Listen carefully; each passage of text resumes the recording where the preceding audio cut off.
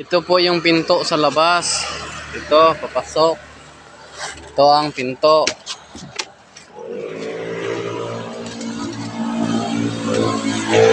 Ito yung upuan. Dito sa labas, upuan.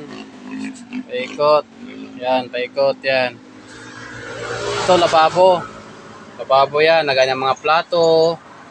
Mga gamit. Ito, lamisa. Pwedeng tungitan, pwedeng kainan. At ito yung sa loob. Ito, pinto sa loob. Ito, pinto. Okay. Ito yung kwarto niya. Ito, kwarto. Ito yung higaan sa baba. At sa itaas, ari naman. Sa itaas. Ari, higaan sa itaas. Double deck ito. At ito ang mga bintana.